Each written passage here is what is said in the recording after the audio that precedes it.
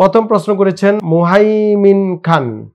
Muhaimin খান এই ID থেকে আপনি লিখছেন, নাম সুমি আক্তার, বয়স 40, ওজন 55, পেশা গৃহিণী প্লাস প্রচুর জার্নি করতে হয়।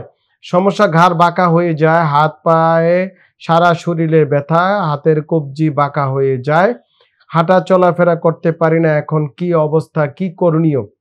যে এটা অনেক কারণে হতে পারে। আপনি আমার ইউটিউব ফেসবুকে যাবেন, গিয়ে লিখবেন হাত পা বাঁকা হয়ে যায় ডক্টর শফিউল্লাহ প্রধান, এটা লিখে সার্চ দিলে আপনি প্রচুর ভিডিও পেয়ে যাবেন। এই লটস অফ কজ আছে যে এই সকল সমস্যা হওয়ার ক্ষেত্রে গৃহিণীদের চলাফেরা উঠা বসা কাজকর্ম থেকে হতে পারে, বিভিন্ন আর্থ্রাইটিস রোগে হতে পারে, ভিটামিন মিনারেল ডেফিসিয়েন্সি থেকে হতে পারে, পানির সমস্যা হলে হতে পারে, শোয়া বসা কাজকর্ম, এগুলো কমন সমস্যা।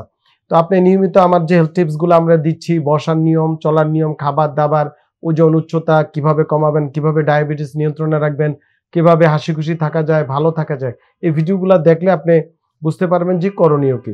তারপরে আমি বলবো আপনি একজন আমার মতো বাত ব্যথা বিশেষজ্ঞ চিকিৎসককে দেখাবেন।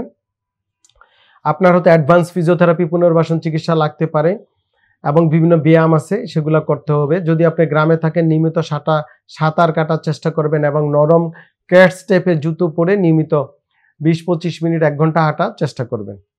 ডিপিয়ার্স লিমিটেড, আস্থা, বিশ্বাস ও নির্ভরতায় অবিচল।